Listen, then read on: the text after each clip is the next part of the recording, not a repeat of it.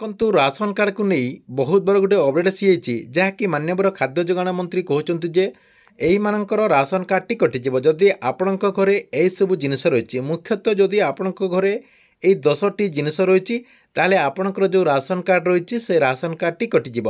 ତେବେ ଆପଣଙ୍କ ଘରେ କେଉଁ ସବୁ ଜିନିଷ ଥିଲେ, ଦେଖନ୍ତୁ ଗାଇଡ଼ଲାଇନ୍ ଅନୁସାରେ ଆପଣଙ୍କ ଘରେ କେଉଁ ସବୁ ଜିନିଷ ଥିଲେ ଆପଣଙ୍କର ଯେଉଁ ରାସନ କାର୍ଡ଼ ରହିଛି ସେଇ ରାସନ କାର୍ଡ଼ଟିକୁ କାଟି ଦିଆଯିବ। ସରକାରଙ୍କ ତରଫରୁ କ'ଣ ନିୟମ ରହିଛି ଯାହାକି ଆପଣଙ୍କୁ ମୁଁ ଏହି ଭିଡ଼ିଓ ମାଧ୍ୟମରେ ସେ ନେଇ ଡିଟେଲ୍ ଜଣାଇଦେବି, ଯାହାକି ଆପଣମାନେ ଏହି ଭିଡ଼ିଓ ମାଧ୍ୟମରେ ସେ ନେଇ ଡିଟେଲ୍ ଜାଣିପାରିବେ। ସେଥିପାଇଁ ଆପଣମାନେ ଭିଡ଼ିଓଟିକୁ ଶେଷ ପର୍ଯ୍ୟନ୍ତ ଦେଖନ୍ତୁ। ତା ପୂର୍ବରୁ ଭିଡ଼ିଓକୁ ଗୋଟେ ଲାଇକ୍ କରିଦିଅନ୍ତୁ ଏବଂ ଯେଉଁମାନେ ଚ୍ୟାନେଲକୁ ଏଯାଏ ସବସ୍କ୍ରାଇବ୍ କରିନାହାନ୍ତି ଚ୍ୟାନେଲକୁ ସବସ୍କ୍ରାଇବ୍ କରିଦିଅନ୍ତୁ, ଯାହାଦ୍ୱାରା ଗଭର୍ଣ୍ଣମେଣ୍ଟର ଯାହା ବି ନୂଆ ନୂଆ ଯୋଜନାର ଅପଡ଼େଟ୍ ଆସିବ ଆପଣମାନେ ଯାହାକି ଏହି ଚ୍ୟାନେଲ ମାଧ୍ୟମରେ ସର୍ବପ୍ରଥମେ ଦେଖିପାରିବେ।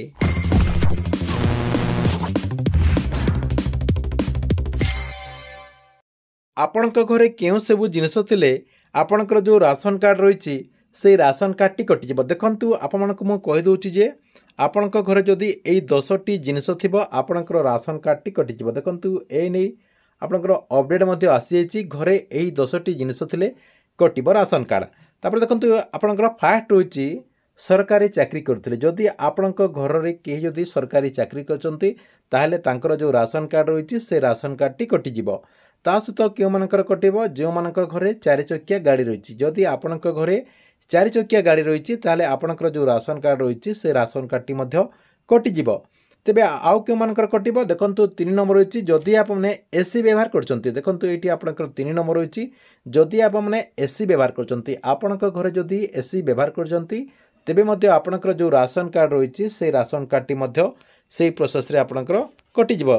ତାପରେ ଦେଖନ୍ତୁ ଆପଣଙ୍କର କ'ଣ ରହିଛି 5 ନମ୍ବରରେ 5 ଏକରରୁ ଅଧିକ ଜଳସେଚିତ ଜମି ଥିଲେ କିମ୍ବା 10 ଏକରରୁ ଅଧିକରୁ ଆପଣଙ୍କର ଅଣଜଳସେଚିତ ଜମି ରହିଛି ତାହେଲେ ଆପଣଙ୍କର ଯେଉଁ ରାସନ କାର୍ଡ଼ ରହିଛି ସେଇ ରାସନ କାର୍ଡ଼ଟି ମଧ୍ୟ ଆପଣଙ୍କର କଟିଯିବ। ତାପରେ ଦେଖନ୍ତୁ ଆପଣଙ୍କର ନେକ୍ସଟ କ'ଣ ଅଛି, ଗ୍ରାମାଞ୍ଚଳରେ ମାସିକ ଆୟ ଆପଣଙ୍କର 10,000 ଟଙ୍କାରୁ ଯଦି ଅଧିକ ରହିଛି। ଯଦି ଆପଣମାନେ ଗ୍ରାମାଞ୍ଚଳ ଏରିଆରେ ରହୁଛନ୍ତି ଏବଂ ଆପଣଙ୍କର ଯଦି ମାସିକ ଆୟ 10,000ରୁ ଅଧିକ ରହିଛି ତାହେଲେ ଆପଣଙ୍କର ମଧ୍ୟ ରାସନ କାର୍ଡ଼ କଟିଯିବ। ସେହିପରି ଆପଣଙ୍କର ସହରାଞ୍ଚଳରେ ଯେଉଁମାନେ ମାସିକ 15,000 ଟଙ୍କାରୁ ଅଧିକ ରୋଜଗାର କରୁଥିବେ ତାଙ୍କରି ମଧ୍ୟ ଆପଣଙ୍କର ଏଇ ଯେଉଁ ରାସନ କାର୍ଡ଼ ରହିଛି ରାସନ କାର୍ଡ଼ଟି କଟିଯିବ ବୋଲି ଅପଡ଼େଟ୍ ହୋଇଛି।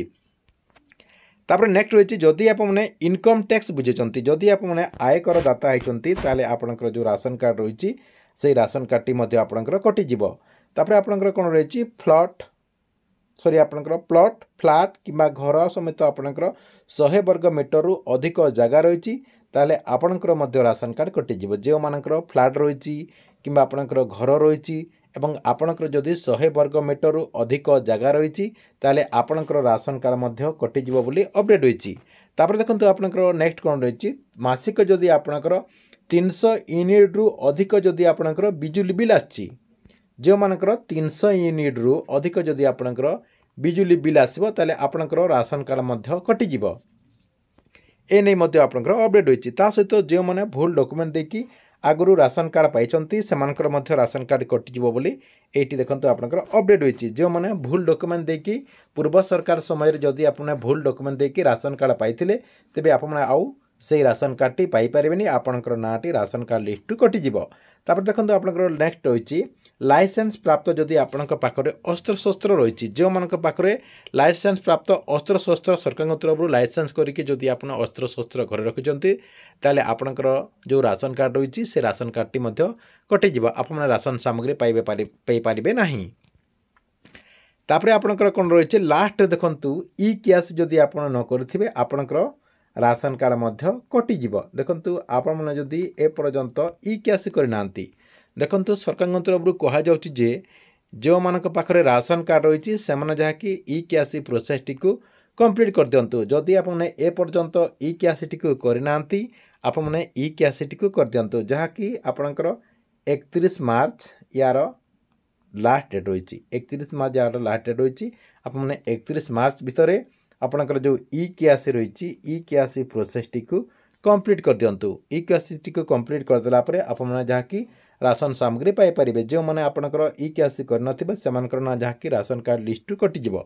ଦେଖନ୍ତୁ ଏବେ ଆପଣମାନଙ୍କୁ ମୁଁ ଆଉ ଗୋଟେ କଥା କହିଦେଉଛି ଯେ କେଉଁମାନେ ଆପଣଙ୍କର ସରକାରୀ ଚାକିରି କରୁଥିଲେ ସେମାନଙ୍କର ରାସନ କାର୍ଡ଼ କଟିବ। ତା ସହିତ ଯେଉଁମାନେ ଇନକମ୍ ଟ୍ୟାକ୍ସ ଦେଉଥିବେ ସେମାନଙ୍କର ରାସନ କାର୍ଡ଼ଟି କେଉଁ ପ୍ରୋସେସ୍ରେ କଟିବ ଦେଖନ୍ତୁ। ଗୋଟିଏ ଘରେ ଆପଣଙ୍କର ରାମ, ଶ୍ୟାମ ଏବଂ ଆପଣଙ୍କର ରାଧା ଧରି ନିଅନ୍ତୁ, ମୁଁ ଦେଖିଦେଉଛି। ଏମିତି ଆପଣଙ୍କର 4ଟି ଫ୍ୟାମିଲିରେ ଆପଣଙ୍କର ଗୋଟେ ଫ୍ୟାମିଲିରେ 3 ଜଣ ରହୁଛନ୍ତି। ଦେଖନ୍ତୁ ରାଧା ଏବଂ ଆପଣଙ୍କର ରାମ ଏବଂ ରାଧା ଧରି ନିଅନ୍ତୁ ଆପଣଙ୍କର 2 ଜଣ ସ୍ୱାମୀ ସ୍ତ୍ରୀ ଏବଂ ତାଙ୍କର ପୁଅ ଶ୍ୟାମ ଏବଂ ଆପଣଙ୍କର କାଳିଆ ଧରି ନିଅନ୍ତୁ। କାଳିଆ ଦେଖନ୍ତୁ ଏଇଠି ଯେଉଁ ଆପଣଙ୍କର 3-4 ଜଣ ଆପଣଙ୍କର ଯେଉଁ ଫ୍ୟାମିଲି ହେଇଗଲେ, ଦେଖନ୍ତୁ ଏ ଆପଣଙ୍କର 3 ଜଣ ହେଇଗଲେ। ଧରି ନିଅନ୍ତୁ କାଳିଆ ଜବ୍ କରୁଛି, ସେ ଇନକମ୍ ଟ୍ୟାକ୍ସ ଦେଉଛି, ଜବ୍ କରୁଛି, ଆଉ ସେ ବାହା ହେଇନି। ତାହେଲେ ଏମାନଙ୍କର ଭିତରୁ କାହାର ରାସନ କାର୍ଡ଼ଟି କଟିବ ଦେଖନ୍ତୁ। ୟାର ନାଁ କଟିଯିବ। ଆପଣଙ୍କର ଏ ଯେଉଁ କାଳିଆ ରହିଛି, କାଳିଆର ନାଁଟି କଟିଯିବ। ଏଇ 3 ଜଣଙ୍କର ନାଁ ରହିବ। ଦେଖନ୍ତୁ ରାମ, ରାଧା ଏବଂ ଶ୍ୟାମଙ୍କର ଯାହାକି ନାଁ ରହିବ, କାଳିଆର ନାଁ ଆପଣଙ୍କର ରାସନ କାର୍ଡ଼ ଲିଷ୍ଟରେ କଟିଯିବ। ଦେଖନ୍ତୁ ଏଇଟା ଆପଣଙ୍କର ସେମ୍ ରହିଛି। ଯଦି ଆପଣମାନେ ବିବାହ କରିଥିବେ, ଦେଖନ୍ତୁ କାଳିଆ ଯଦି ବିବାହ କରିଛି, ଧରି ନିଅନ୍ତୁ କାଳିଆ ବିବାହ କରିଛି ଲକ୍ଷ୍ମୀଙ୍କୁ, ତାହେଲେ କାଳିଆରେ କଟିଲା ମାନେ ତାଙ୍କର ସ୍ତ୍ରୀ ସିଏ, ତାଙ୍କର ମଧ୍ୟ କଟିବ। ଏହି ପ୍ରୋସେସ୍ରେ ଆପଣଙ୍କର ଯେଉଁ ରାସନ କାର୍ଡ଼ଟିକୁ କାଟି ଦିଆଯିବ। ଯଦି ଆପଣମାନେ ବିବାହ କରିଥିବେ ତାହେଲେ ଆପଣଙ୍କର ସମସ୍ତଙ୍କର ରାସନ କାର୍ଡ଼ କଟିଯିବ, ଯଦି ଆପଣମାନେ ପରିବାରର ମୁଖ୍ୟ ହୋଇଥିବେ। ଆଉ ଯଦି ଆପଣମାନେ ବିବାହ କରିନଥିବେ, ଆପଣଙ୍କ ପରିବାରରେ ଥିବେ, ଆପଣଙ୍କର ନାଁ ଖାଲି ରାସନ କାର୍ଡ଼ ଲିଷ୍ଟରୁ କଟିଯିବ। ଠିକ୍ ଅଛି, ଏଥିଲା ରାସନ କାର୍ଡ଼କୁ ନେଇ ଆସିଥିବା ବହୁତ ବଡ଼ ଗୋଟେ ଅପଡ଼େଟ୍। ଆପଣମାନଙ୍କୁ ଭିଡ଼ିଓ କେମିତି ଲାଗିଲା କମେଣ୍ଟ ବକ୍ସରେ ନିଶ୍ଚୟ କରି ଗୋଟେ କମେଣ୍ଟ କରନ୍ତୁ।